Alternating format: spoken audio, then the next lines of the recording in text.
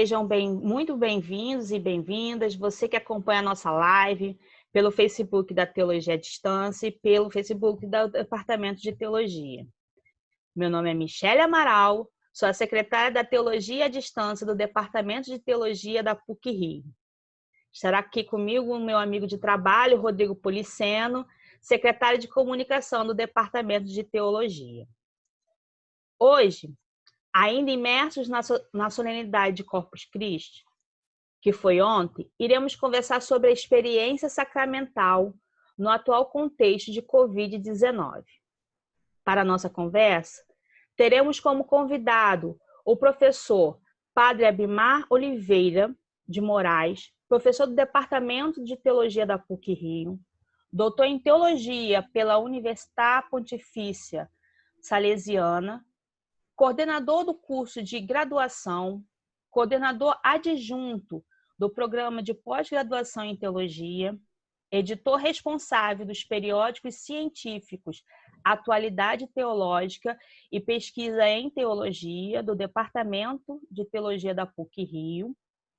É também presidente do Conselho Diretor da Associação Nacional de Pós-Graduação e Pesquisa em Teologia e Ciências da Religião, membro da Sociedade de Catequetas Latino-Americanos, da Sociedade Brasileira de Catequetas, da Sociedade Brasileira para o Progresso da Ciência, do Grupo de Reflexão Bíblico Catequético da CNBB e coordenador do Grupo de Pesquisa Fé e Cultura.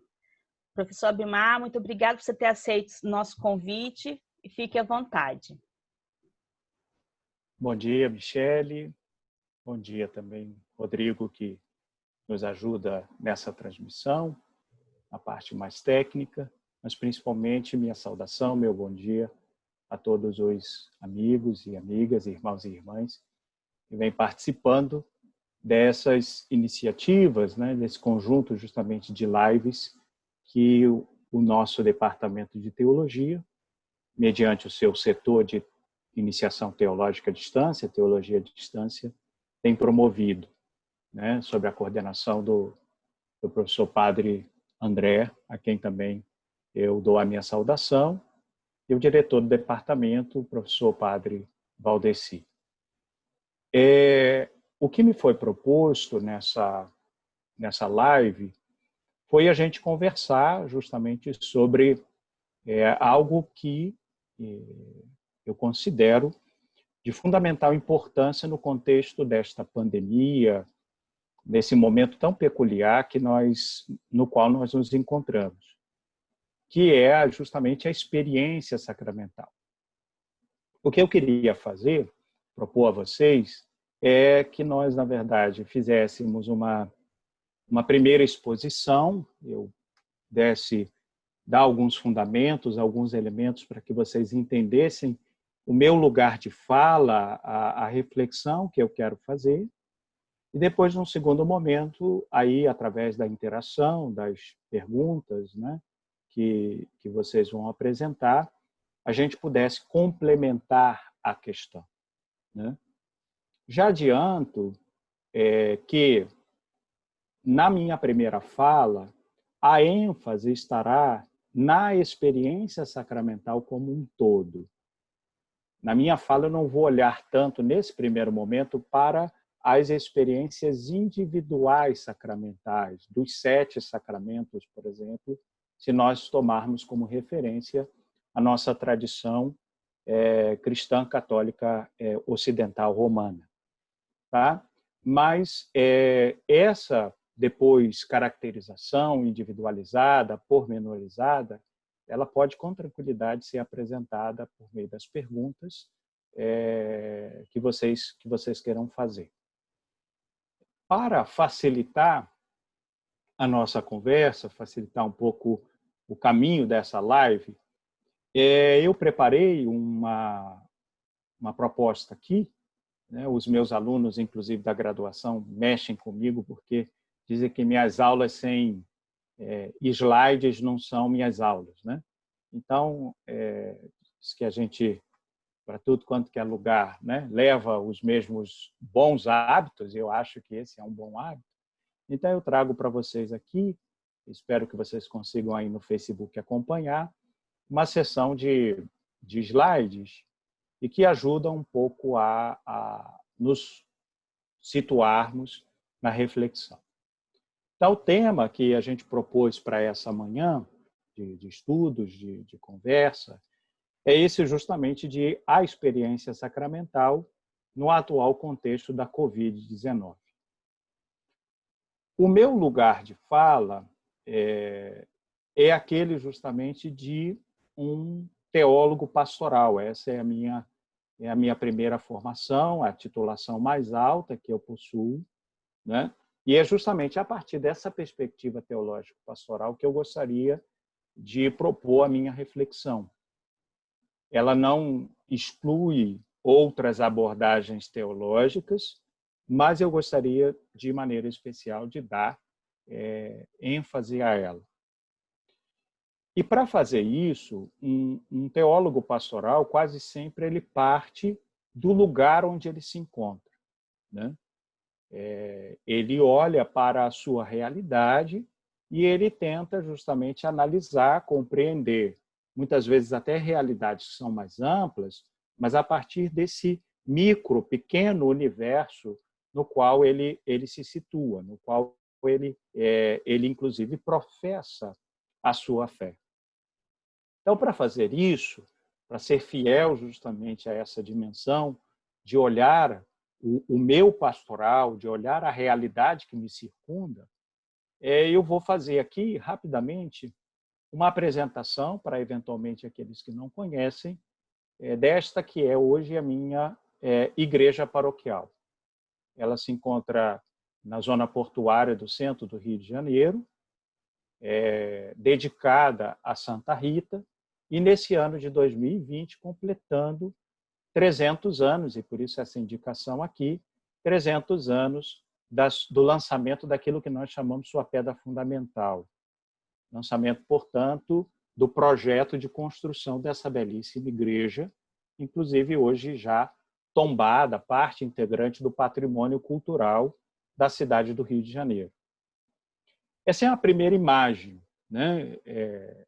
É um quadro pintado a óleo que retrata a igreja no fim do século XVIII.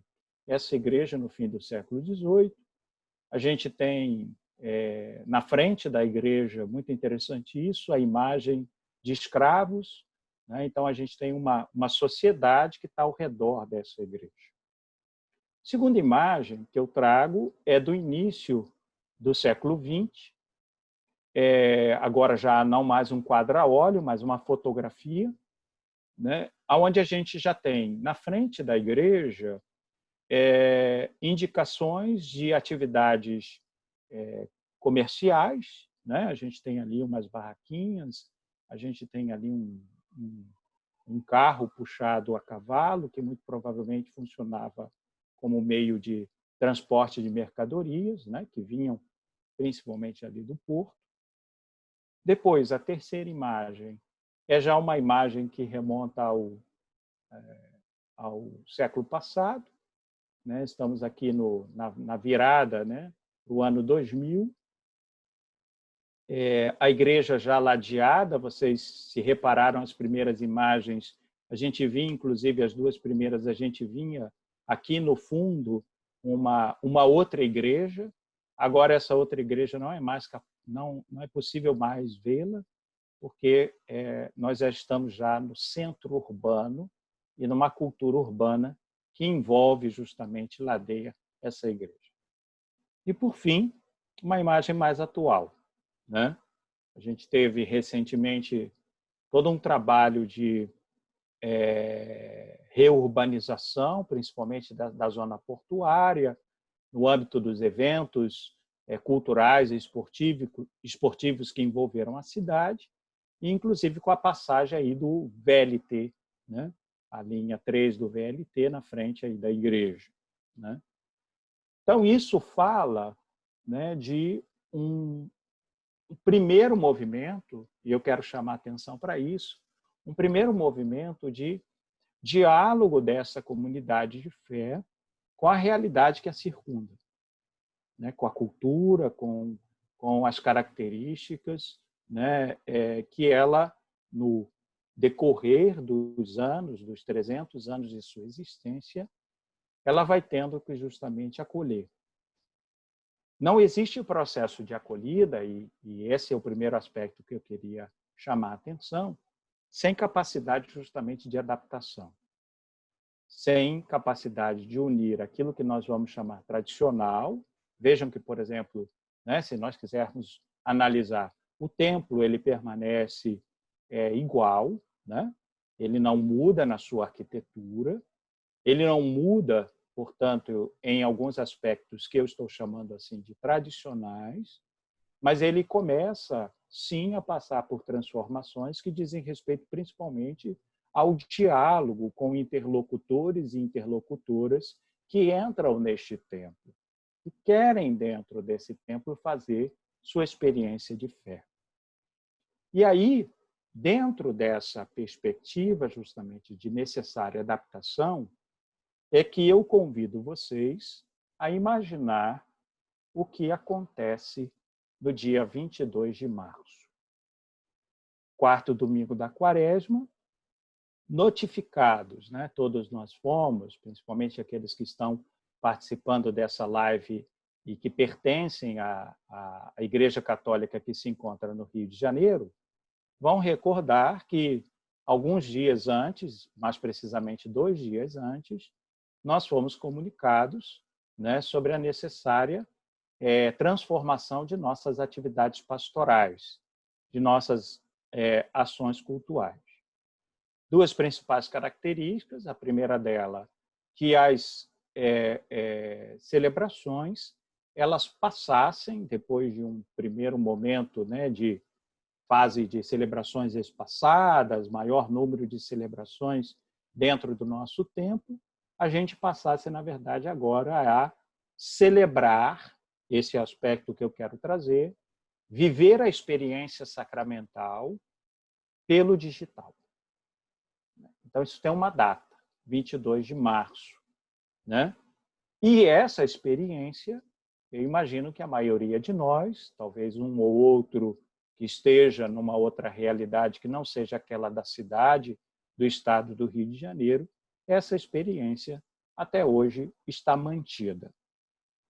Como teólogo pastoral, que é justamente aquilo que gostaria de fazer aqui, eu gostaria de propor que nós pensássemos, refletíssemos em que medida algumas situações particulares desta comunidade nos permitem refletir sobre questões mais abrangentes.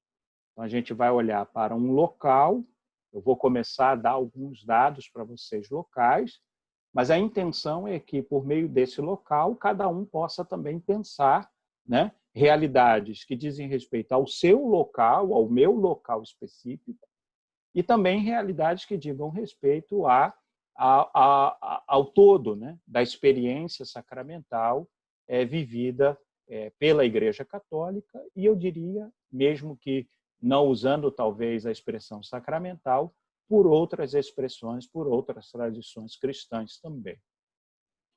Terceiro aspecto que eu queria trazer nesse slide dedicado à perspectiva da abordagem é aquele um pouco mais técnico, isto é, o que eu vou fazer aqui é propor a vocês um caminho que tem um método, que é um método empírico, isto é, olhar uma experiência, uma empiria, uma prática que está sendo atuada, que está sendo realizada.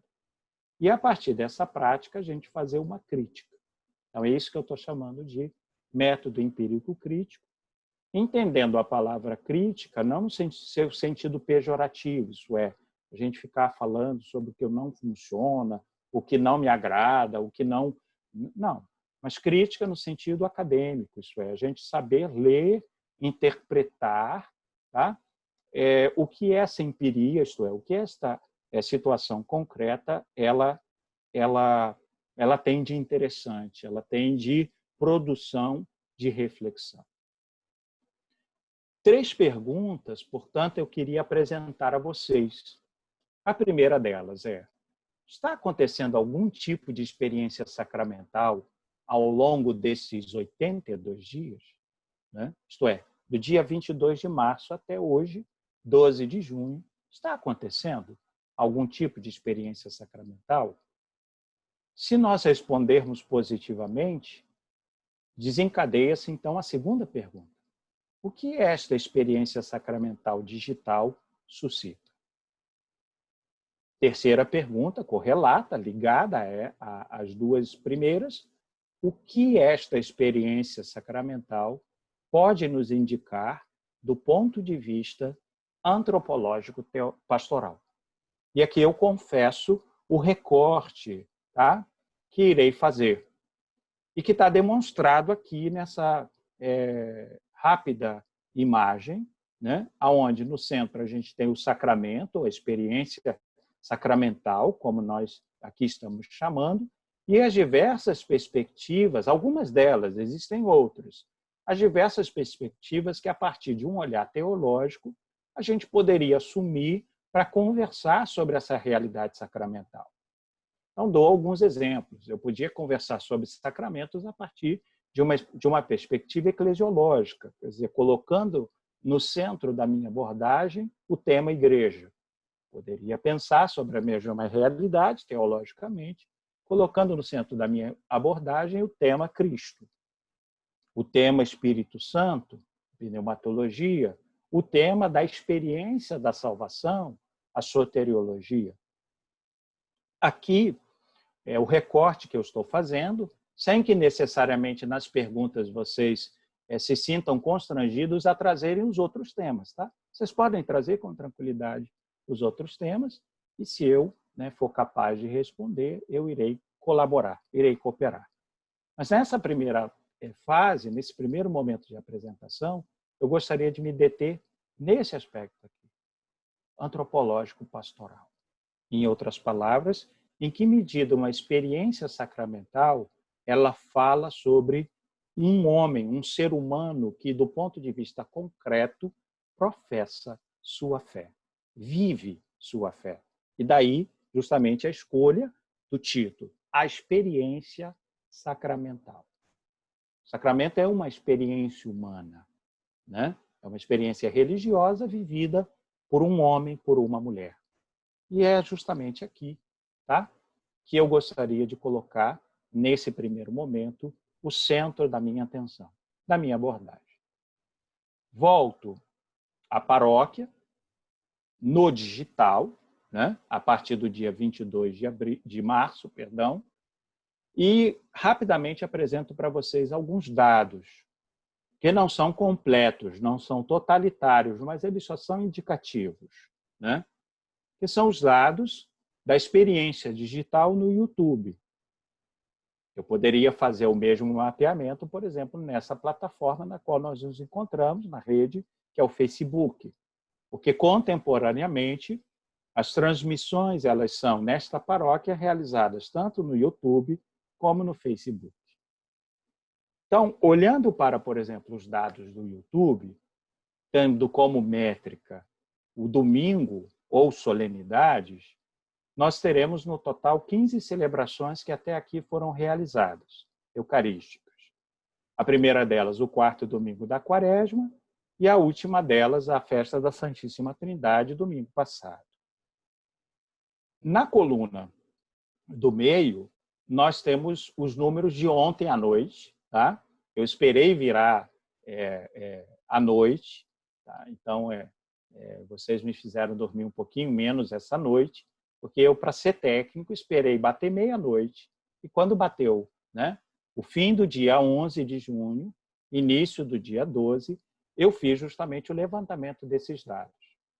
E o levantamento desses dados está aqui mapeado pelo número de visualizações, que vocês podem acompanhar, e uma métrica que eu criei, que eu quero propor para vocês, que é a métrica de tentar pensar a relação entre número de visualizações e tempo em que essas celebrações estão neste canal. E, para fazer isso, eu usei a métrica dos dias, né? Então, a gente tem uma média de pessoas por dia que acessa. É a terceira coluna. Então, no quarto domingo da quaresma, 9,3 pessoas acessaram, 13,1 no quinto domingo da quaresma, 9,7 e assim por diante. Fiz uma brincadeira com você, inclusive, de indicar pelas cores aqui o tempo litúrgico ou a cor litúrgica, né, que nós estávamos utilizando, porque ela também a cor também é sacramental. Queria chamar a atenção de você para o seguinte, os últimos dados. Né?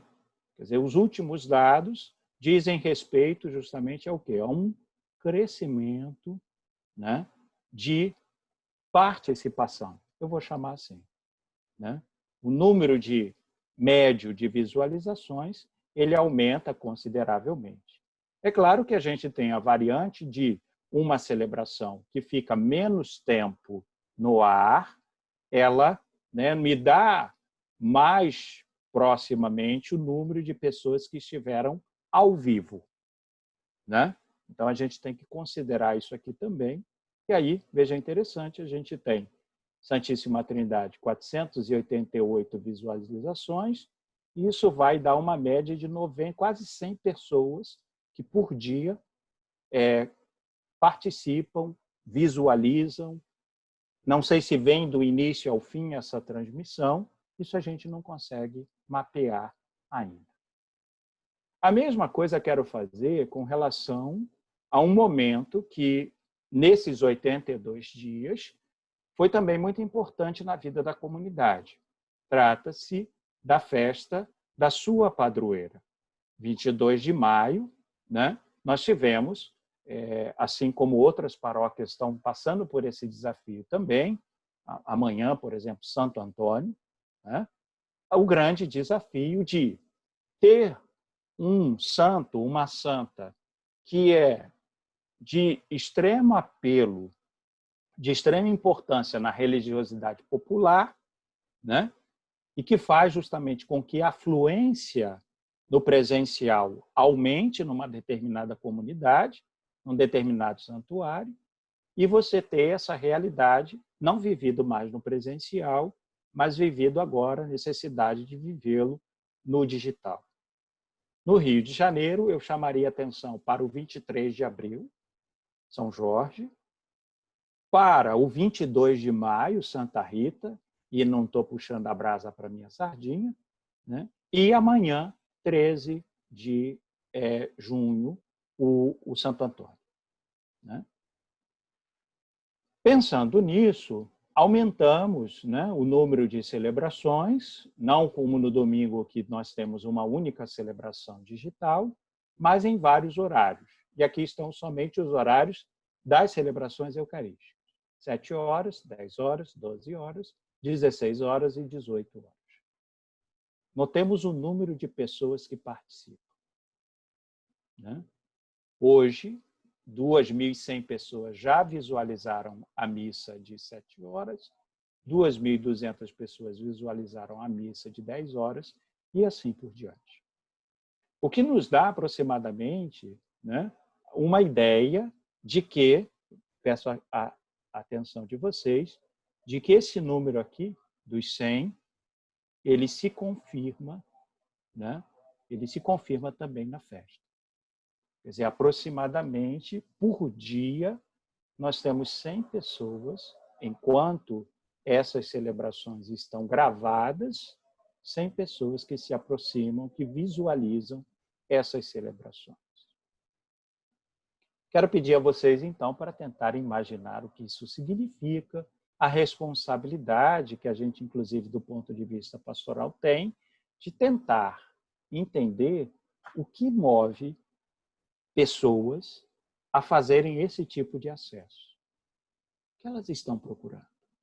Que experiência elas querem ter? Né? Primeira parte da minha fala. A segunda parte eu gostaria de abrir recordando aqueles que já conhecem, introduzindo aqueles que eventualmente nunca ouviram falar sobre isso, Esse que é o tripé que constitui a vida cristã. E que nós, na tradição antiga, chamamos de lexi, em latim, em português, lei. Isto é, a vida cristã ela está constituída por 3 grandes pilares. Que pilares são esses? E eles se interrelacionam. Um exige o outro. Um se equilibra à medida em que dialoga com o outro. Esses 3 pilares são o pilar da doutrina, chamada de lex credendi, o pilar da ética, chamada de lex agendi, tá?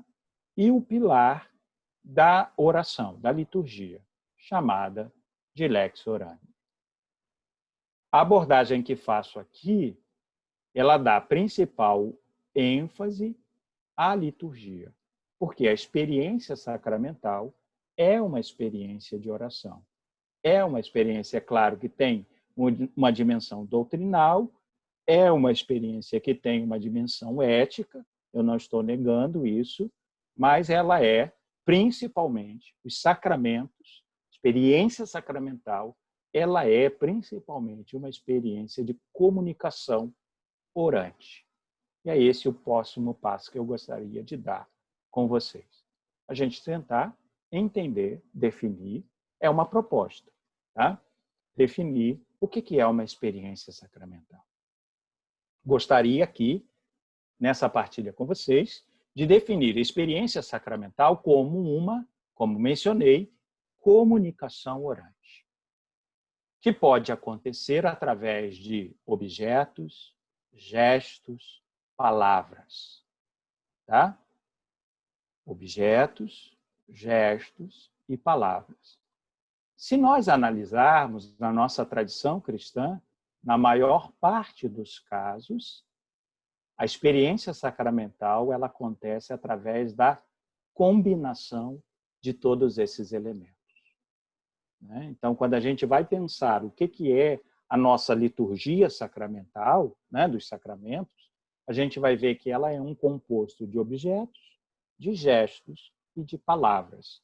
Quase sempre essas 3 realidades elas estão ali compondo, esses 3 elementos eles estão ali justamente compondo esse processo de comunicação orante. Quem são os atores ou atrizes envolvidos? Os humanos e Deus. Quer dizer, uma comunicação orante nunca ela é feita somente pelo divino, uma comunicação orante nunca é somente feita pelos humanos. Mas eu preciso ter sempre a inter-relação entre esses 2 atores. O ator humano, somos nós, eu, você, estamos envolvidos e, ao mesmo tempo, a certeza de que Deus também está envolvido. Tal comunicação orante, justamente por causa da sua característica de possuir objetos, gestos e palavras, ela se dá sempre dentro de um sistema religioso. Então, é muito interessante isso, a gente notar que para que haja uma experiência sacramental, o sistema religioso ele precisa ser mantido. Então, pensemos, por exemplo, embora indo para o digital, mas o ritmo das celebrações permanece o mesmo, porque ele diz respeito ao sistema religioso. Embora indo, por exemplo, para o digital, eu não vou fazer, por exemplo, uma celebração sacramental, que não invoque a Trindade, enfim, que não invoque Jesus Cristo como aquele que morreu e ressuscitou. O sistema religioso ele precisa ser mantido para que eu possa, então, dizer que é dentro desse sistema que a comunicação orante acontece. Isso é uma experiência sacramental. E, por fim, queria falar com vocês também sobre algo que é fundamental numa experiência sacramental, do ponto de vista antropológico pastoral, que é a relação assimétrica. Isto é, esses 2 atores aqui, humano e divino, eles não estão no mesmo plano. Eles estão em planos diferentes. Tá? Isso é que eu vou chamar, então, de relação assimétrica. Assim sendo, a partir dessa proposta, dessa definição, tá?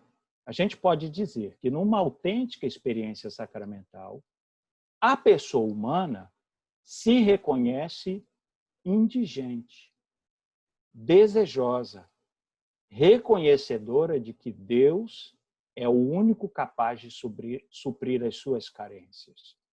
Ela se reconhece como confiante de que Deus a escuta ativamente. Isso é uma experiência sacramental. Isso é a tal da relação assimétrica. Porque aquilo que eu consigo, entre aspas, resolver com minhas próprias mãos, não precisa de comunicação com Deus. Né? Mas a autêntica experiência sacramental, ela chama em causa essa série justamente de fatores, elementos antropológicos que uma pessoa carrega no seu coração. Aqui temos a necessidade, então, de repensar algo que se estabeleceu na nossa cultura cristã ocidental. Porque nós fomos acostumados a restringir, né, o âmbito da experiência sacramental a uma atividade oral e ou mental. E, ao fazermos isso, delegamos justamente à pessoa humana uma força celebrativa, tá? Uma relação dentro da oração, uma relação de muita vitalidade, de muito protagonismo. E que talvez, né, nos tempos atuais, estejam em crise. Depois nós vamos voltar sobre isso. Dizemos, portanto, e isso não está errado, que os sacramentos são orações. Mas o que é uma comunicação orante? Uma comunicação orante, etimologicamente, vem do latim, do verbo latim orare, isto é, uma atividade do os, da boca, tá, em latim. Por exemplo, na Suma Teológica, Tomás de Aquino, né, estamos ali no centro da Idade Média, no centro teológico da Idade Média, ele irá dizer o seguinte: orar equivale a falar. Protagonismo da pessoa humana, né, que fala. Mais adiante, na mesma Suma Teológica, ele falando novamente sobre a oração, ele dirá que a oração é uma subida, ascensão do intelecto, da inteligência humana até Deus. Tais imagens sugerem uma atividade intelectual que tem a pessoa humana como protagonista. O que queremos propor aqui, né, é que nem toda comunicação orante se esgota numa linguagem intelectual verbal. Nem toda oração, entre aspas, pressupõe atividade humana. Mas muitas vezes a passividade humana, entre aspas, é um importante componente da comunicação orante. E é isso quem vai fazer justamente com que nós definamos que os sacramentos são, você vai lembrar, por exemplo, da sua catequese, aqueles que, como eu, fizeram catequese de perguntas e respostas. Qual era a definição de sacramento que lá no livretinho catequético de perguntas e respostas a gente encontrava? Que os sacramentos eram sinais da graça. Isto é isso que eu estou chamando de passividade humana. Né? É um importante componente da experiência sacramental, da comunicação orante, da graça, que o ser humano não faça, mas o ser humano receba. Que o ser humano se sinta, como eu chamei no outro slide, incapaz. Porque a capacidade que aqui se desenvolve, que se estabelece, é a capacidade divina. Eu diria que isto está bastante vivo nos tempos atuais. Esse contexto de pandemia, de Covid-19, joga muito com essa dimensão justamente da nossa passividade, mas que não deixa de ser orante, que não deixa de ser comunicação orante.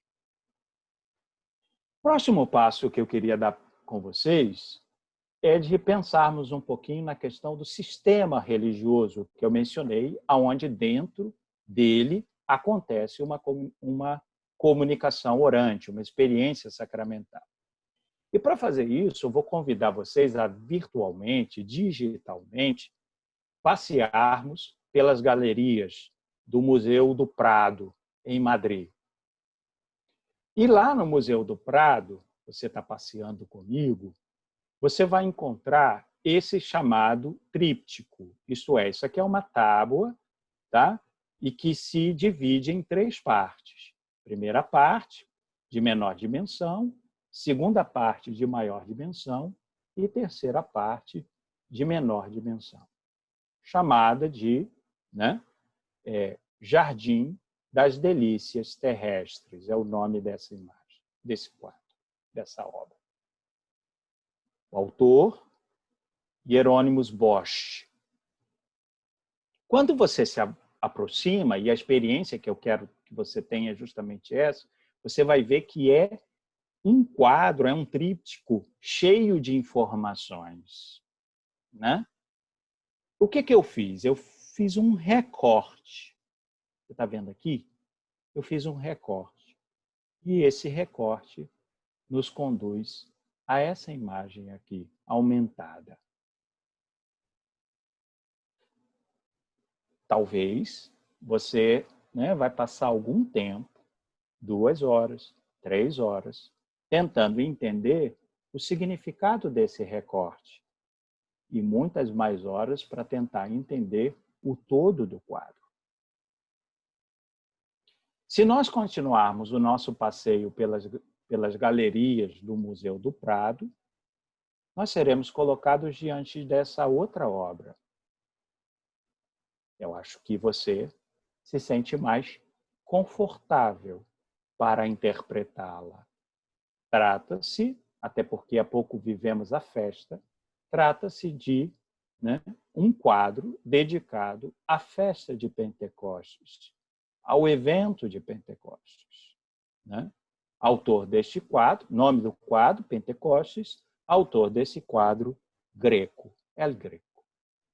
A mesma coisa podemos fazer, recortar o quadro, ampliá-lo, né?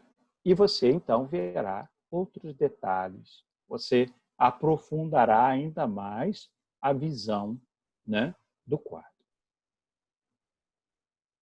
Podíamos aqui, não temos tempo, mas podíamos aqui tentar fazer uma série de exercícios para reconhecer os personagens. Com certeza, você reconhece, né? Por quê? Porque você está dentro de um sistema religioso. Então, se por um lado nós não conseguimos, talvez, entender o significado deste personagem central aqui, no quadro de Bosch, nós conseguimos entender o significado deste outro personagem aqui no quadro de El Greco. Né? Por quê? Porque para ver como obras de arte, por exemplo, o tríptico Jardim das Delícias, ou até mesmo Pentecostes de El Greco, nós precisamos, tanto na sua totalidade quanto em seus particulares, foram os recortes que eu fiz, nós precisamos de um órgão cultural. Nós precisamos de uma base interpretativa que nos permita entender aquela obra de arte, entendê-la como obra de arte. O mesmo acontece, por isso eu te propus essa experiência, o mesmo acontece com a experiência sacramental. Ela requer a aquisição de um órgão religioso. Quer dizer, eu só sou capaz de dizer que no centro daquela imagem do El Greco, né, daquele quadro do El Greco, está a Virgem Maria, porque eu pertenço a uma ordenação, um órgão religioso. Nesse sentido, toda experiência sacramental é um fragmento, é uma parte de um sistema religioso que ele é muito mais amplo, que é muito mais complexo. Então, eu aqui, né, na minha, por exemplo, tela de smartphone, eu aqui acompanhando esta celebração sacramental por meio, né, das redes sociais, por meio da transmissão pela rádio, enfim, eu estou fazendo uma experiência que é sacramental, porém que é fragmento de um sistema religioso mais amplo. Nesse sentido, tal sistema religioso será sempre superior à experiência sacramental que eu faço individualmente. Isso exige, portanto, para quem vive uma experiência sacramental, a superação da separação entre privado e público. E isso está bastante vivo nos tempos atuais também, né? Porque ao mesmo tempo que o meu quarto, a minha sala, ela é um espaço privado, ao acessar uma celebração na modalidade digital, esse espaço se torna um espaço público. Eu tenho usado muito, por exemplo, nas minhas transmissões religiosas, a expressão: eis que a nossa igreja se estende até a sua casa. Casa, espaço privado, né? Igreja, espaço público. Os tempos atuais estão chamando em causa alguma coisa que é fundamental na experiência sacramental, que é a superação da separação entre privado e público. É claro, eu não quero negar isso, que existe experiência sacramental vivida individualmente, né? Que 1000 pessoas que estão numa celebração, seja ela presencial, seja ela digital, essas 1000 pessoas estão fazendo experiências individuais, cada um à sua maneira, de acordo com a sua história, com as tantas características que traz. Porém, não existe experiência sacramental privada. Porque a experiência sacramental é sempre a assunção de códigos culturais e religiosos que foram por nós interiorizados ao longo do tempo. Explico melhor, ou tento explicar melhor. Por exemplo, mesmo no digital, eu irei fazer o quê? Traçar o sinal da cruz, me colocar de pé, ajoelhar-me, sentar-me, gritar, eu gosto dessa expressão, gritar interiormente: meu Senhor, meu Deus. Tudo isso coloca em ato condutas rituais cristãs que têm um conteúdo próprio cristão. Traçar o sinal da cruz traz consigo viver a experiência da salvação cristã, isto é, estar dentro de um sistema religioso. A experiência sacramental, portanto, é uma memória do puro amor. Isso. E, portanto, a autêntica participação sacramental conduz-nos ao abandono nas mãos daquele que é o Pai, pelo Filho, no Espírito. Estamos, portanto, ali na experiência sacramental o tempo todo, porque essa é a mensagem cristã, o tempo todo suspensos pela misericórdia divina, amparados pela misericórdia divina. E muitas vezes, diante da maneira como a misericórdia divina se expressou na nossa experiência cristã, não sabemos nem mesmo o que pedir. Eu diria mais, não precisamos pedir. Isso é o que eu chamarei de pura invocação. Isto é, a autêntica experiência sacramental é uma experiência sem verbo. Explico. Que exprime-se no quase sussurrar, no estarmos estarrecidos pelo que está acontecendo, no confiar, no estar na presença de Deus, porque marcados por nossa fragilidade e impotência. E isso que nos faz nos colocarmos diante do evento da cruz e ressurreição, né? O não saber o que dizer, né? O estar estarrecido pelo que Deus está fazendo por misericórdia conosco, para conosco, tudo isso está em causa nesses dias atuais, nesses tempos atuais. Marcados estamos pela fragilidade, pela impotência, não sabemos muito bem explicar o que está acontecendo com a nossa vida e o cônjuge. Assim, uma experiência sacramental nos coloca diante de 4 tipos de atitudes orantes. A primeira, aquela que eu vou chamar assim, a postulação, que é quando nós nos apresentamos num sistema religioso dizendo a Deus, quero isto. Quantos de nós, por exemplo, estamos dizendo, quero a cura, quero o fim da pandemia? Isto é uma postulação. Mas muitas vezes a postulação não é suficiente e nós precisamos passar para um outro nível de oração, que é aquilo que nós chamamos a súplica, né? Suplicatio em latim. Quando nós nos colocamos diante de Deus para dizer piedade. Tende piedade. Da súplica, nós vamos à insinuação.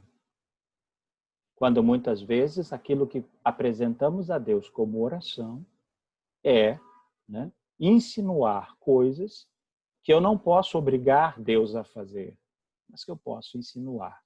E, por exemplo, eu trouxe aqui, né, a bonita pergunta, afirmação, melhor dizendo, que os apóstolos fazem a Jesus quando a informação de que Lázaro está doente chega. Aquele a quem amas está doente. Por fim, aquilo que eu chamei, talvez, a dimensão na atual experiência sacramental, em nosso sistema religioso, que está mais ativa, que é a da invocação.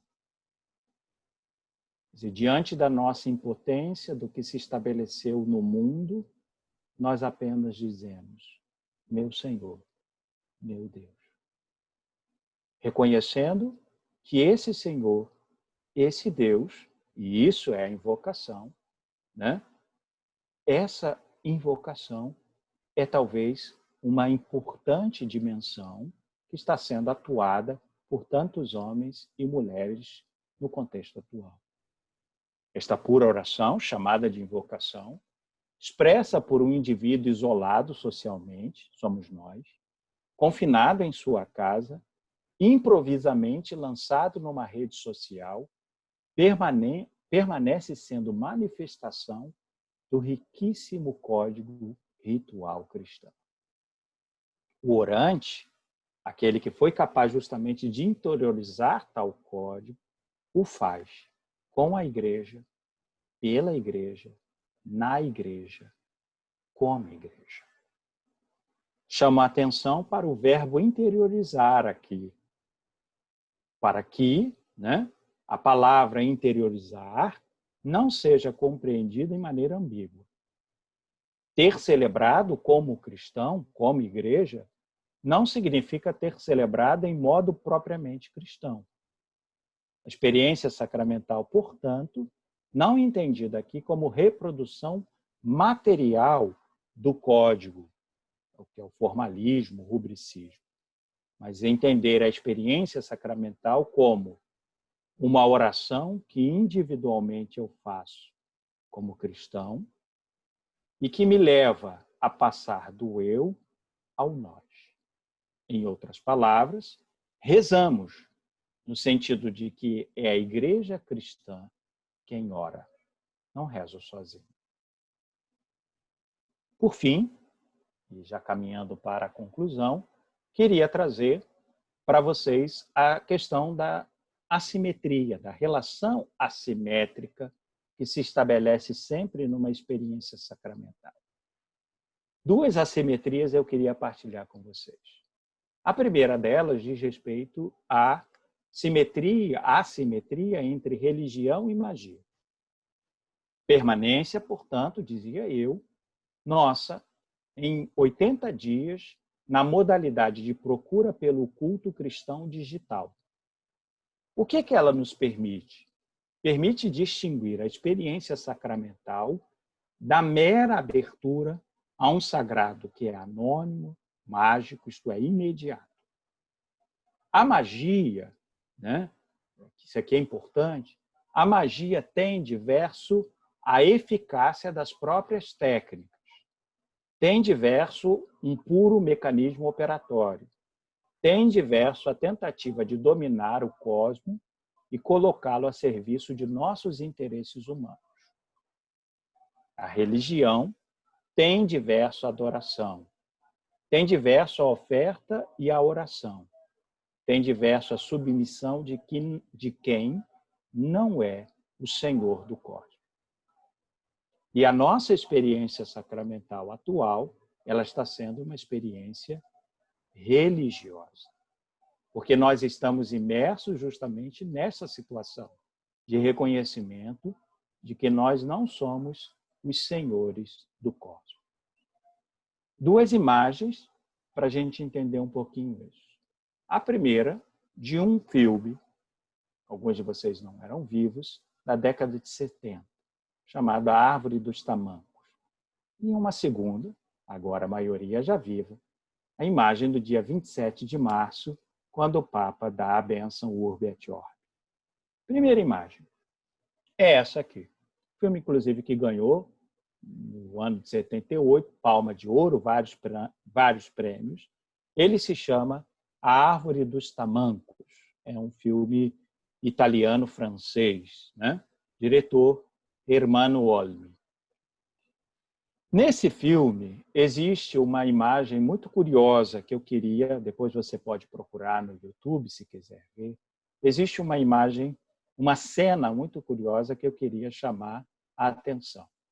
Ela está representada aqui nessa imagem aqui, onde você está vendo uma vaca tomando água. Tá? O que acontece nessa cena? Existe uma camponesa que encontra-se diante da enfermidade de sua vaca. A vaca está doente, um veterinário, vem visitar a família e diz que não tem mais nada para fazer. Ao ouvir a informação de que não existe mais nada para fazer, esta camponesa dirige-se orando até um riacho para pegar água. Água que é um símbolo do nosso, justamente, sistema religioso cristão. Ao longo da sua oração, e depois que ela pega a água, terceira ação, ela dialoga com Jesus crucificado e com a Virgem Maria. Dialoga pessoalmente com ambos. Quarto, a cena termina com ela alcançando o seu objetivo, isto é, a vaca foi curada. Em seguida, o filme me coloca diante de uma outra imagem, de uma curandeira. Primeira ação da curandeira, encontra-se ela também, como a camponesa, diante da enfermidade, agora não de um animal, mas de uma pessoa humana, um velho enfermo. Segunda ação da curandeira, ela começa a preparar uma mistura, silabando encantamentos, palavras desconexas e construindo justamente uma mistura que não faz parte do sistema religioso cristão. Terceira ação, em nenhum momento ela dialoga com Deus, os anjos e os santos. Ela somente os invoca, não conversa com eles. Quarta imagem, não alcança o seu objetivo. O velho enfermo vem a falecer. As palavras da curandeira não são dirigidas às potências invisíveis, né? Elas não são entendidas como instâncias pessoais de diálogo, né? Deus, os anjos, os santos ali invocados nessa cena do filme, pela curandeira, não são pessoas com quem eu dialogo. Mas elas, na verdade, são dirigidas aos elementos do mundo que a curandeira tenta controlar, manusear, aprisionar para poder dominar suas energias secretas. Ao mesmo tempo, a narrativa do filme, portanto, não me deixa claro o fim comunitário da cura daquele homem idoso. O inverso, Olme faz com a mulher camponesa. Ela é destacada como mulher que tem uma vida cristã relativamente reta. Pertence a esse sistema religioso. A vaca, que vai ser miraculada, ela também é apresentada dentro de um contexto. A vaca é o único bem da família. A iminente morte da vaca, portanto, traz consigo a compreensão de que há alguém acima, não algo, alguém acima que tutela e a quem pertence o destino da história. E esta mulher é capaz de religião, porque ela é capaz de dialogar com este alguém. Segunda imagem. É a imagem do dia 27 de março, onde nós, acostumados a vermos esta praça agremida, cheia de pessoas, a encontramos assim, com um ancião, Papa Francisco, no centro dela. Essa imagem nos ajuda também a entender essa importante relação entre experiência sacramental e religião, e distanciamento da experiência sacramental da magia. Por quê? Porque esta imagem é capaz justamente de, esta experiência, esta bênção, foi capaz de desencadear um relacionamento pessoal, na maioria de nós, com Deus. Um relacionamento pessoal com alguém acima, que tutela e a quem pertence o destino da história.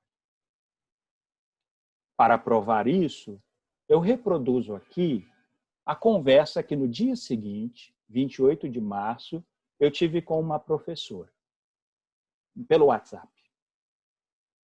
De manhã, saudei a professora. Bom dia. Segue a recomendação do Ministério Público Federal à presidência da CAPES. Quer dizer, nós estávamos falando sobre trabalhos técnicos de educação. Muito provavelmente porque a professora sabe que eu sou padre, veja o que ela me responde. Bom dia. Obrigado, Abimar. Chorei horrores ontem rezando com o Papa. Estou muito triste, mas vai passar. É um diálogo com alguém que está acima. Convencido pela força de suas palavras, né? Esqueci isso aqui, me envergonhei de ter escrito para ela sobre CAPES, sobre o Ministério Público Federal, e comecei com ela também a partilhar a minha experiência sacramental. Força, disse eu. Foi uma linda celebração, de uma beleza dilacerante, derrubando-nos de nossos tronos e elevando-nos no espírito da humildade. Nessa partilha de fé e amiga, digo que me ajoelhei diante do televisor e me rendi à misericórdia infinita do crucificado ressuscitado. Resposta dela, também. Fiquei de joelhos, diante do sacrário, implorando misericórdia.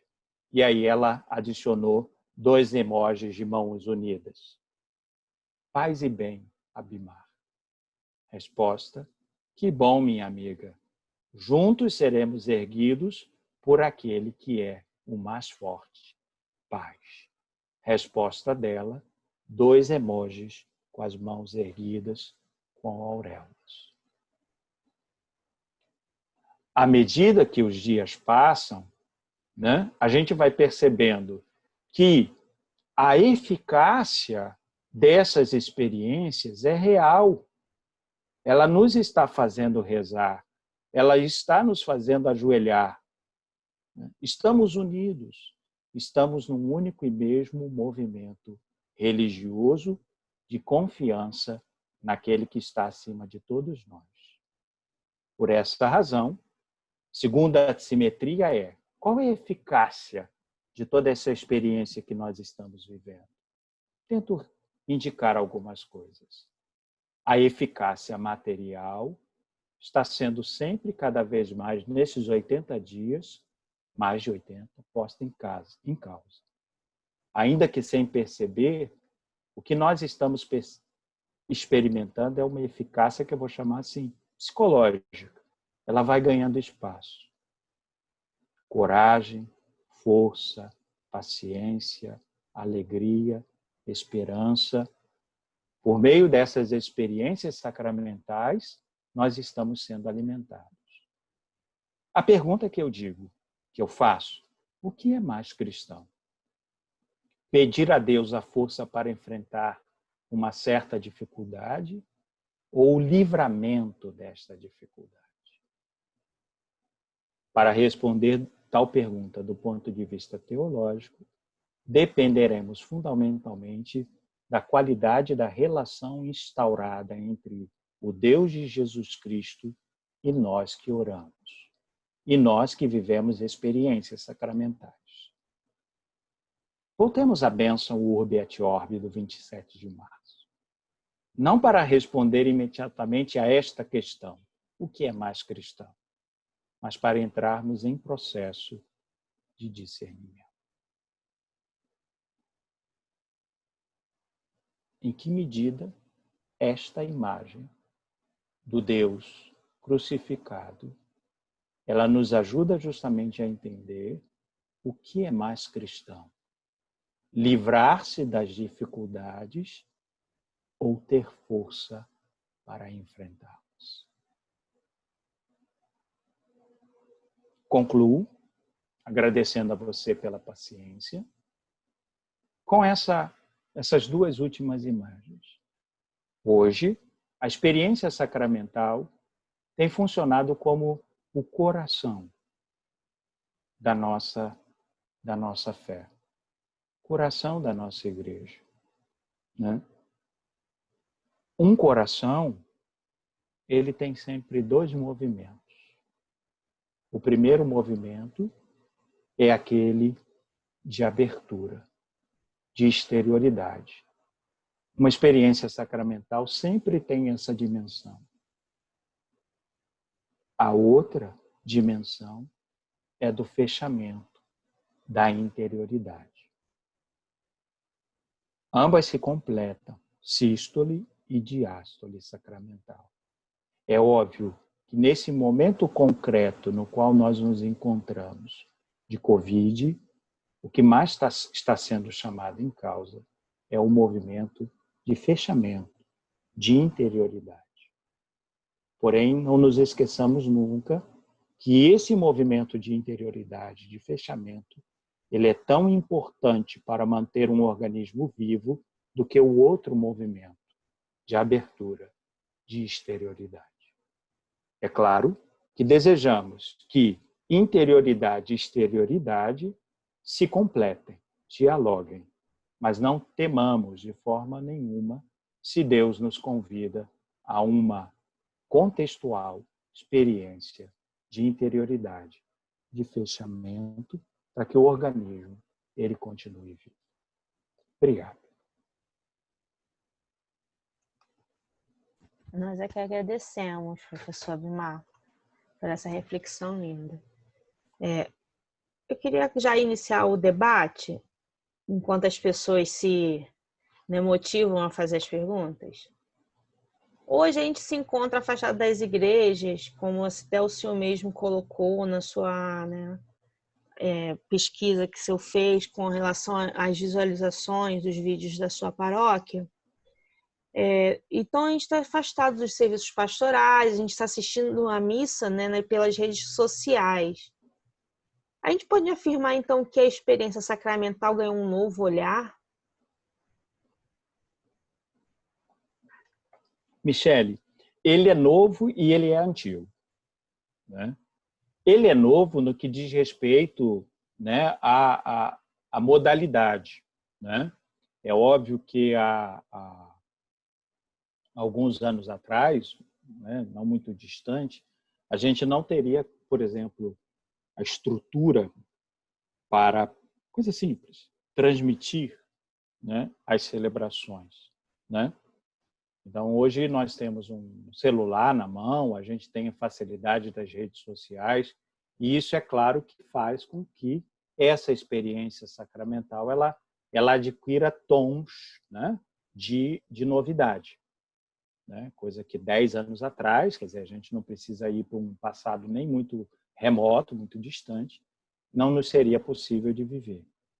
Então, há uma novidade nesse sentido na experiência sacramental dentro desse espaço das redes sociais, do digital, e que eu acredito até que nós deveríamos, né, no pré-pandemia, já pensávamos um pouquinho sobre isso. No pós-pandemia, nós vamos ter que pensar ainda mais sobre essa relação entre experiência de fé, experiência sacramental e a cultura digital. Essa é uma questão que eu chamaria assim de novidade. Mas, por um outro lado, o que não tem, entre aspas, de novidade? O que não tem de novidade é essa dimensão que está sendo chamada em causa, que eu designei assim, quer dizer, de atenção à interioridade, né? Então, o estarmos no isolamento nos está chamando justamente a evocar essa dimensão de interioridade, essa dimensão justamente de conexão com o sagrado, e que tem como base a incapacidade. Por isso a gente vai falar né, de ação sacramental como ação gratuita de Deus. Quer dizer, quando né, ontem mesmo eu estava fazendo essa experiência aqui, e acredito que muitos de vocês fizeram essa experiência, né?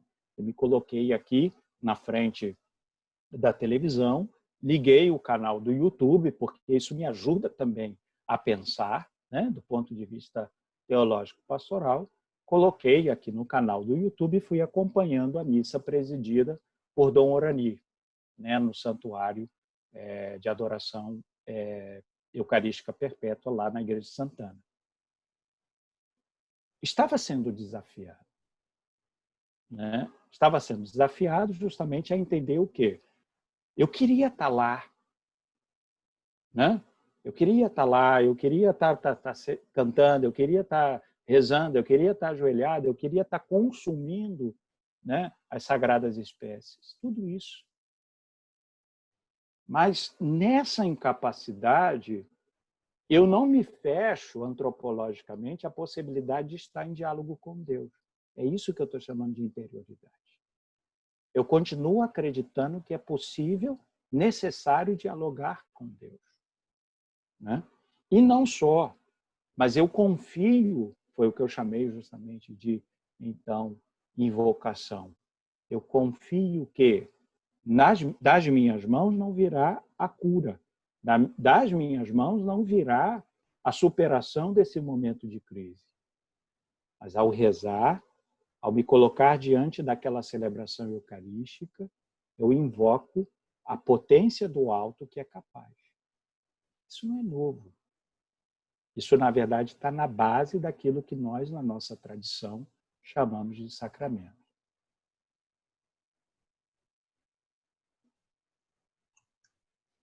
Então, professor, a gente está diante dessa pandemia e muitas pessoas estão morrendo por conta desse isolamento social. Muitos católicos não estão podendo fazer o sacramental, que é as exéquias, né? Nessa impossibilidade dos sacerdotes não poderem estar presentes, administrando esse rito, e muitas das vezes até o próprio familiar não poder estar presente no enterro. Tem alguma oração que essas pessoas possam estar fazendo nesse momento? Sim, sem dúvida nenhuma. Quer dizer, eu vou entender a palavra oração não como um conjunto, tá, Michele, de palavras a serem ditas, né? Não. Eu vou entender aqui oração, na maneira como propus, como entender, né, que diante do mistério da morte do meu familiar, do meu parente, daquela pessoa, eu preciso invocar aquele que venceu a morte. Porque o meu sistema religioso é de vitória da vida sobre a morte. Então, eu posso, embora privado, né, da presença do sacerdote, né, do ministro, enfim, mas eu posso fazer uma experiência religiosa sacramental, entendida justamente como o quê? Invocação desse Deus que vence a vida, que vence a morte, que faz prevalecer a vida sobre a morte. Então, nesse sentido, qualquer pessoa que ora como cristão pode fazer isso. É claro que aí vem a outra dimensão, a gente vai ter que pensar, e eu já aproveito para acolher e começar a responder a pergunta da nossa irmã Laurinda Mello, porque ela pergunta, né? E o futuro próximo das celebrações em nossas igrejas? Será justamente um futuro de, por exemplo, levar as pessoas, ter a capacidade de levar as pessoas aquilo que nesse momento pontual falta. E aí voltemos, por exemplo, às exéquias. Eu acho que uma atividade pastoral que a gente iria ter que pensar, né, seria aquela justamente de como passada, né, essa curva, esse pico, né, que nós esperamos que passe, como a gente, por exemplo, reunir essas famílias de nossas comunidades que viveram a experiência do luto e permitir a elas, por exemplo, que eu visite os sepulcros e com elas ore. Porque essa dimensão, é claro, institucional, mais formal, ela precisa também, ela é importante também de ser ativada, né? Então, isso diz respeito a estruturas pastorais que a gente, no futuro, vai precisar pensar, vai precisar ativar para poder ajudar familiares, por exemplo, a viverem a experiência do luto. Com relação ao futuro próximo das celebrações, uma outra resposta que a gente vai precisar dar é que a gente vai precisar se conscientizar de que vamos entrar, pelo menos por um período, que eu não sei dizer se ele vai ser longo ou curto, ou médio, mas nós vamos ter que entrar num novo modo de cultura celebrativa, né?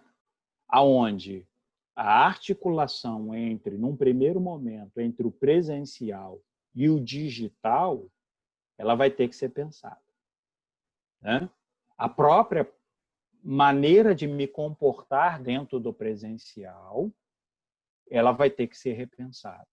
E por isso, e isso é bom, diversas dioceses, a Diocese do Rio não é diferente disso, já começam justamente a pensar estruturas, indicações, orientações, para que a gente possa justamente entender por onde vai passar a nossa maneira de nos comportarmos nas celebrações presenciais.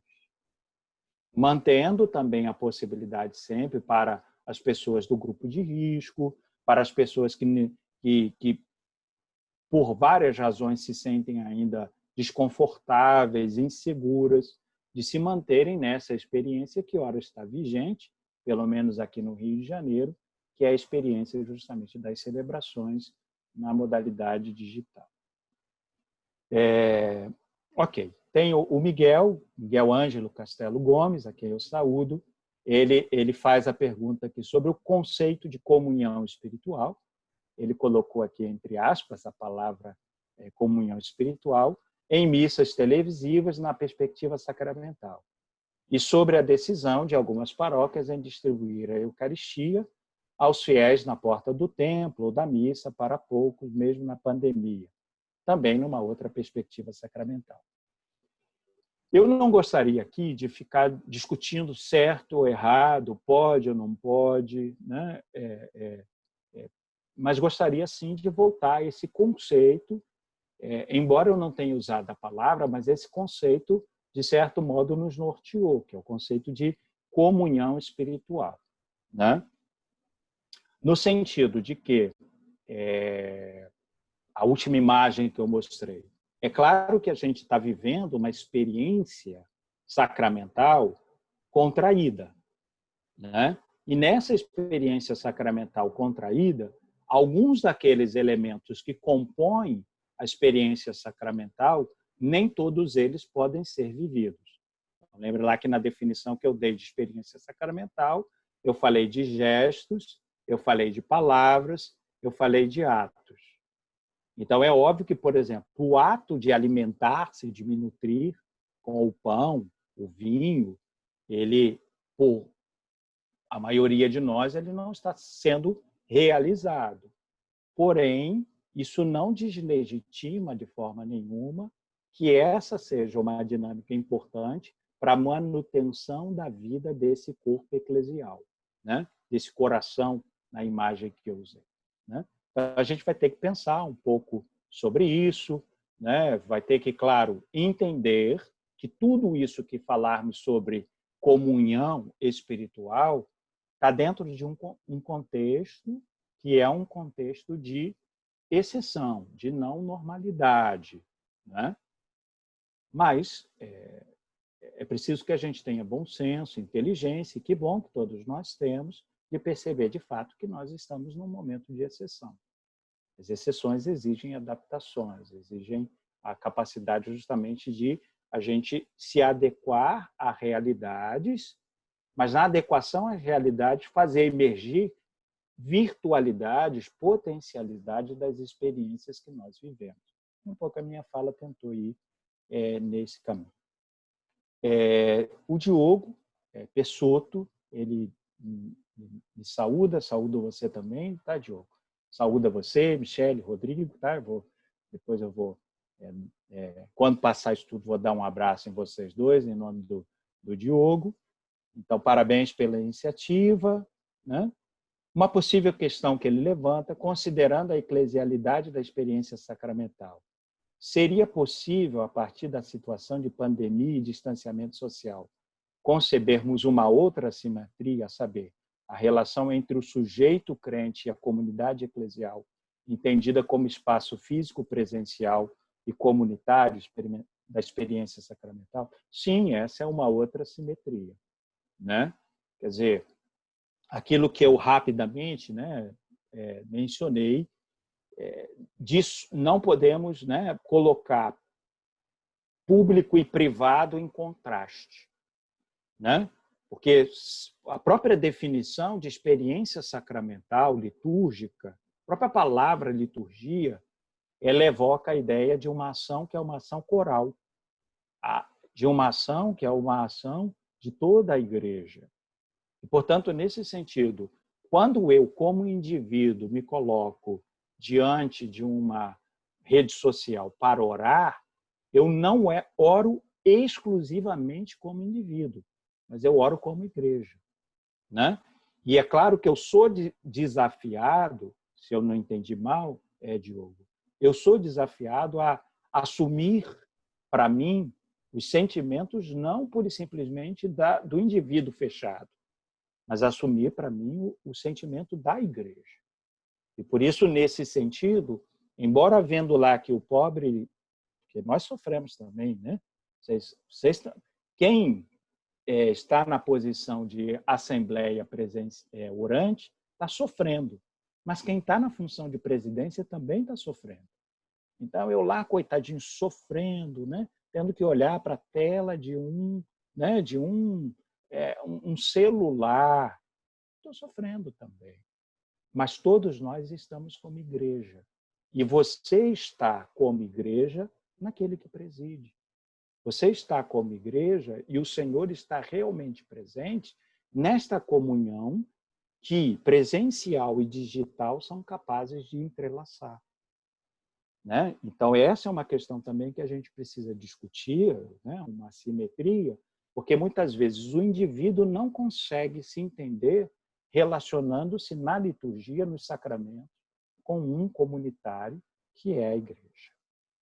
A professora Francilade, nossa companheira, né? Tudo bem, minha professora, minha amiga?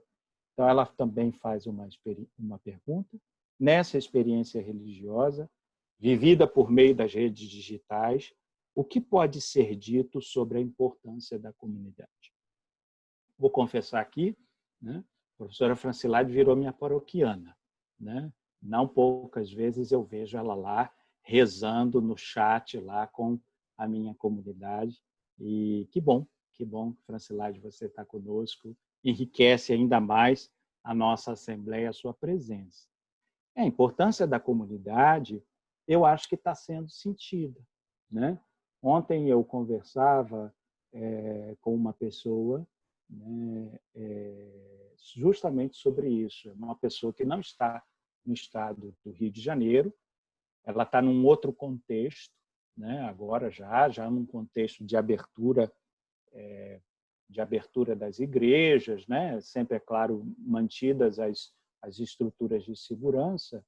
E muito interessante, professora Francilaide, o testemunho que essa pessoa me deu, que ela disse assim, eu fui para a adoração, ela estava falando ontem de uma adoração, ela até me disse que a adoração estava prevista, a igreja comportava 50 pessoas e tinham cerca de 20 pessoas somente. E ela me disse assim, olha que coisa bonita. Quando eu cheguei lá, eu só chorava. Chorei o tempo todo, né? E eu fiquei, porque eu gosto de fantasiar não é pecado, eu fiquei imaginando que aquelas lágrimas que ela estava derramando eram lágrimas justamente de quem sente a alegria de voltar a casa. E casa supõe família. Casa supõe estar junto com amigos e amigas, né? Quer dizer, eu gosto de imaginar aqui a bonita experiência que todos nós podemos e iremos fazer de como um salmista gritar de alegria. Que alegria quando me disseram, vamos à casa do Senhor, né? Que alegria. Então, a importância da comunidade a gente está redescobrindo, né? Quer dizer, se existem algumas dimensões positivas no meio dessa pandemia, uma delas é essa. Nós não estamos sós, não fomos criados por isolamento. Eu, inclusive, no domingo passado, na celebração da solenidade da Santíssima Trindade, falava sobre isso, né?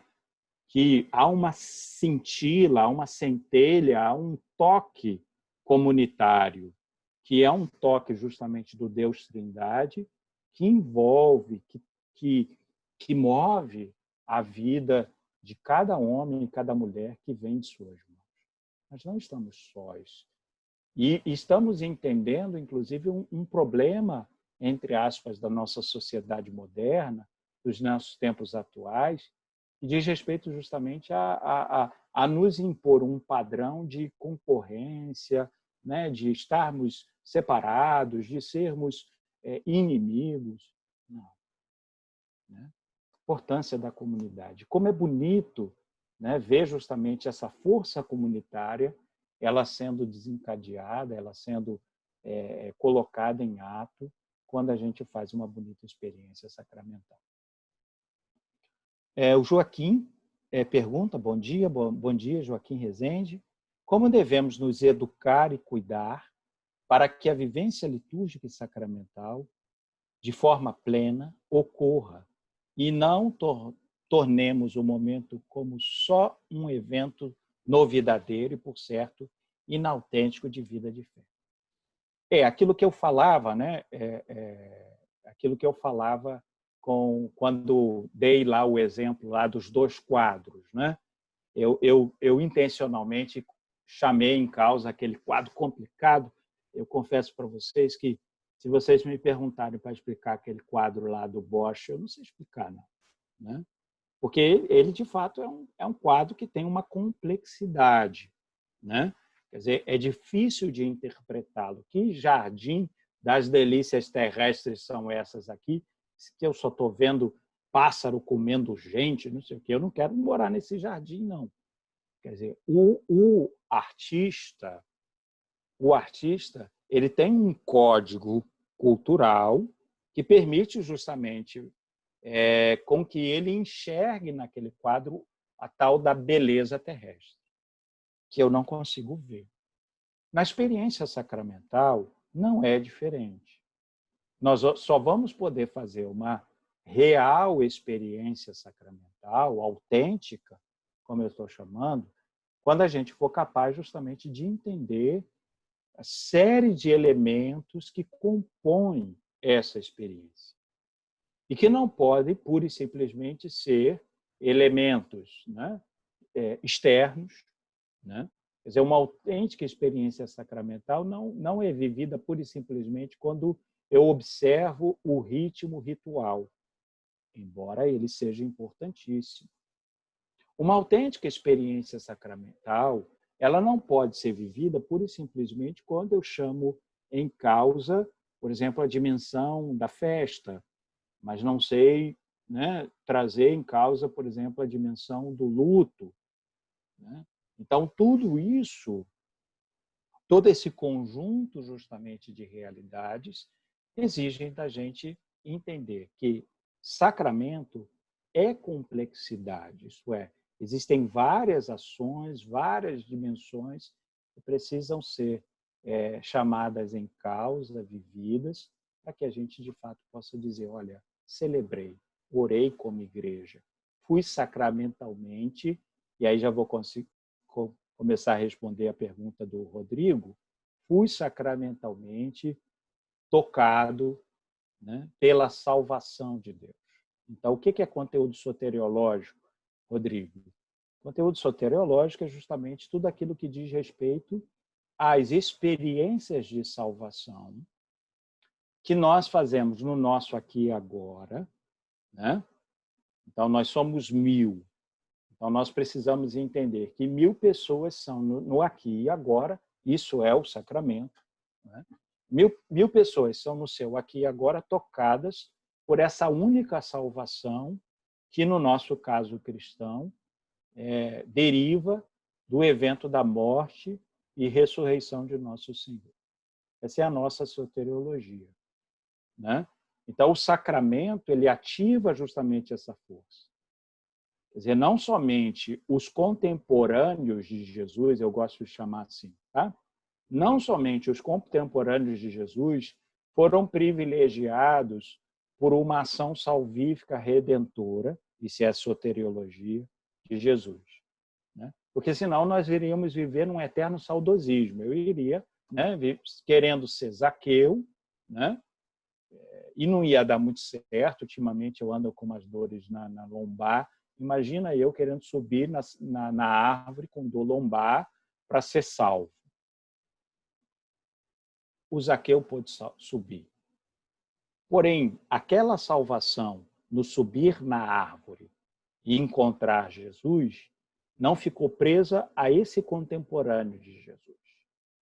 Mas ela se estende por meio da ação do Espírito que move a igreja, ela se estende para além do tempo e do espaço.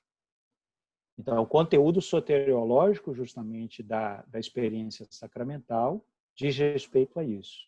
Quer dizer, eu, no meu aqui e agora, ser tocado por essa salvação de Jesus Cristo, no seu evento de morte, ressurreição, subida aos céus e envio do Espírito Santo. Em outras palavras, o mistério pascal se torna meu hoje, se torna presente no meu aqui e agora. A gente está falando muito, professor, as perguntas estão vindo mais no campo de comunidade, né? O cristão enquanto assembleia. Sendo que há pouco eu vi um padre de uma paróquia vizinha falando que o quanto ele estava sofrendo enquanto pastor longe das suas ovelhas. E aí eu queria que o senhor né, partilhasse um pouco, porque o senhor até começou a falar sobre isso, como é que é esse sentimento? Porque muitas pessoas acham que é só né, a assembleia que está sofrendo porque não Uhum. tem a comunhão em espécie, porque está longe da igreja, esses serviços pastorais.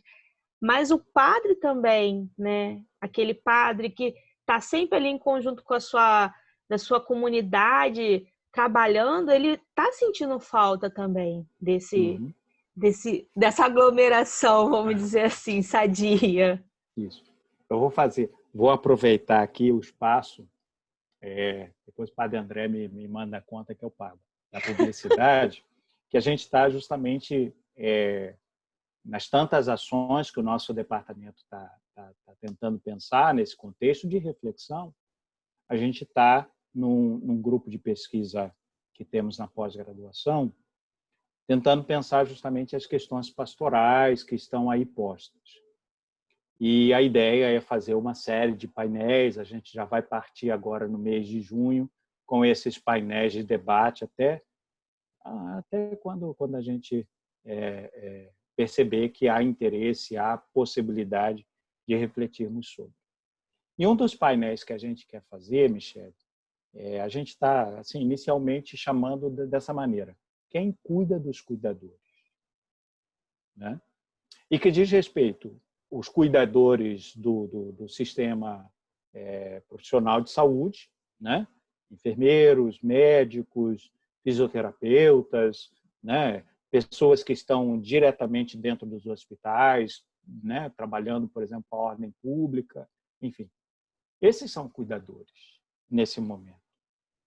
Mas os pastores também são cuidadores, né? Eles também são cuidadores, né? Eles estão zelando, eles estão tentando zelar pela manutenção. Eu uso essa expressão na minha comunidade. As nossas portas fecharam, mas a nossa igreja permanece aberta, vivendo sua experiência. Para isso, eu tenho que estar na linha de frente, né? Só que eu estou na linha de frente como um ser humano, né? Eu tô na linha de frente com os meus temores, eu estou na linha de frente com as minhas responsabilidades, eu estou na linha de frente com a necessidade também de não desprezar o meu corpo, a minha saúde. Então, isso tudo gera uma pergunta: e quem cuida desse cuidador? Né? Segunda questão, que é essa também. Quer dizer, se é estranho, entre aspas, né? Se é estranho, se é desafiador celebrar no digital, está também estranho, desafiador, celebrar na modalidade presencial. Né? Quer dizer, voltemos lá os dados que eu dava, por exemplo, com relação à festa da padroeira da minha comunidade. Presencialmente, nós estávamos habituados a tirar os bancos da igreja para que os devotos ficassem em pé, aglomerados, né, no dia de Santa Rita, e assim. E mesmo tirando os bancos e as pessoas aglomeradas, numa bonita experiência, uma aglomeração santa, né? Nessa bonita experiência, muita gente ainda fica fazendo fila do lado de fora. Talvez até alguns que estejam participando dessa live vão lembrar que ficaram alguns dias, alguns minutos, algumas horas, às vezes, do lado de fora, esperando para aglomerar-se santamente. Aí eu vou para presidir uma dessas celebrações, nenhum banco foi tirado, os bancos estão vazios. Você precisa sentir-se igreja. Você precisa crer que, para além justamente daquela experiência ali presencial, né, dramática, você tem uma comunidade. Né? E aí, por exemplo, como é interessante, né? Eu confesso, né? Porque eu tenho que ter minhas ferramentas de cuidado comigo, então eu vou olhar depois no YouTube, eu vou olhar depois no Facebook o número de visualizações. Não porque eu quero ser um influenciador digital, não, mas para que eu possa ter também confirmação por meio desses dados de que eu estou dialogando com uma comunidade, eu estou em comunhão com ela. E isso me faz bem. E isso me faz bem. Isso me cura, né? Essa é uma parte importante do cuidado, né? Que o cuidador precisa ter consigo mesmo e que outras pessoas precisam ter com ele. Então, está todo mundo desafiado, né? Está todo mundo desafiado. E isso é bonito. A irmã Rosiane Guimarães, nossa companheira também da pós-graduação, faz aqui a pergunta. Padre Bimar, vivemos em uma sociedade que prioriza muito a experiência, o fazer, o contato físico. Será que essa pandemia veio nos relembrar essa parte essencial do sacramento, que é a transcendência? Sim, sim. Aquilo que eu falava, né, da dimensão. É óbvio que não existe possibilidade de experiência sacramental fora desse universo do físico, do corpóreo. Mas ela não se encerra ali, né? Então, aquilo que eu chamei, né, na fala, na apresentação, eu chamei justamente de experiência de não atividade humana, de incapacidade humana. Porque quando nós nos sentimos justamente incapazes, irmã Rosiane, desencadeia-se justamente a possibilidade, então, de ouvir Deus, de lançar o meu olhar para além daquilo que me circunda. De fato, se nós pararmos para pensar, muitos de nós estávamos muito concentrados, mesmo dentro da igreja, em nós mesmos, olhando muito para os nossos umbigos, né?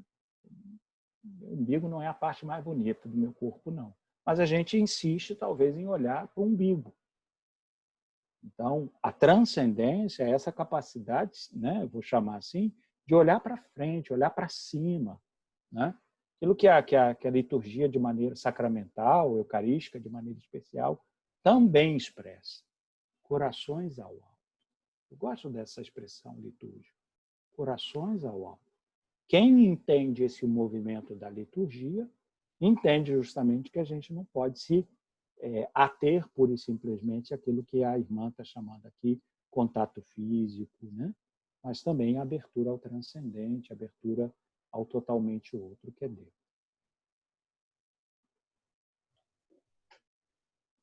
Então, para a gente poder estar, já chegando no final, a gente poder estar encerrando, eu queria que o senhor deixasse uma palavra de esperança para todos os cristãos que estão assistindo, para todas as pessoas que estão assistindo, nesse momento atípico que a gente está vivendo.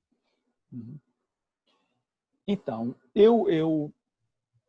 enquanto você estava formulando a pergunta não, o convite, eu estava pensando no seguinte, Michele, e olha que coisa interessante. Uma das coisas que mais me tocou, né, como a gente costuma chamar, tocou na liturgia de ontem, nessa experiência toda peculiar que eu estava fazendo aqui pelo YouTube, né, seguindo a missa de Corpus Christi, rezando, né, na solenidade de Corpus Christi, foi a primeira leitura. A primeira leitura de ontem falava justamente do povo caminhando no deserto por 40 anos. Sofrendo por 40 anos. Mas que, ao mesmo tempo que tratava-se de uma experiência de sofrimento, era uma experiência de êxodo, era uma experiência de libertação. Do caminho do Egito até a Terra Prometida, né, nesse caminho, nesse processo, um povo tornou-se melhor. Deus expressou-se como fiel, como companheiro. Eu não quero que essa pandemia dure 40 anos, tá? Você não precisa ficar preocupado com relação a isso, não. Mas se durar, e ontem rezava sobre isso, se durar 80 dias, 180 dias, que seja meu êxodo, que seja o êxodo da igreja. Que seja a experiência justamente aonde a gente não murmura contra Deus. A gente entende que há uma mão voltada, né, para a nossa história. Essa mão sustenta, essa mão ampara, né? Essa mão é mão misericordiosa.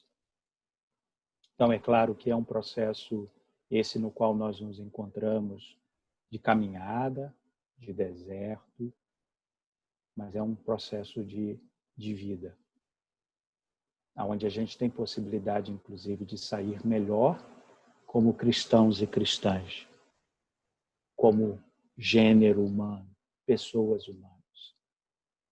Cabe a nós, na experiência de fé, também nas experiências sacramentais que vivemos, escolher o que queremos fazer com esse êxodo.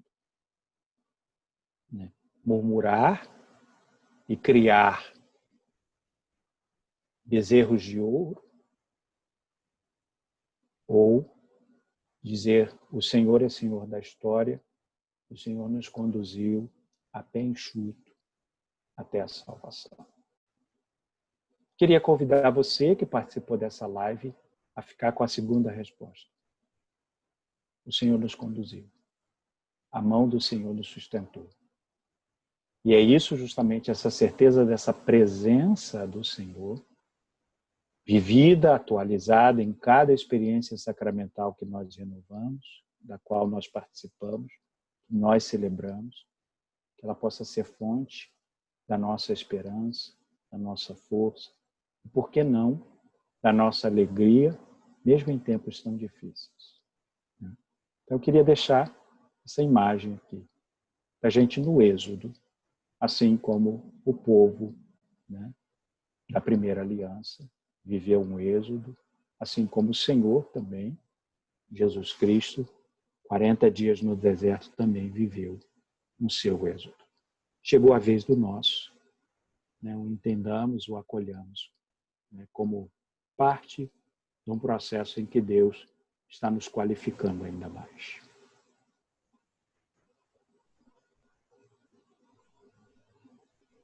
Obrigada, professor. De nada. Posso terminar com uma experiência sacramental? Claro. Que é a benção, né? Que é a benção. Então, eu queria te convidar, você que está participando dessa live, a abrir seu coração, né? Mesmo se você está participando e você não for cristão, não se sinta, por favor, ofendido com essa experiência sacramental que eu vou propor a você, que é aquela da gente, através de gestos, palavras, a gente poder fazer a experiência da presença de Deus na nossa vida.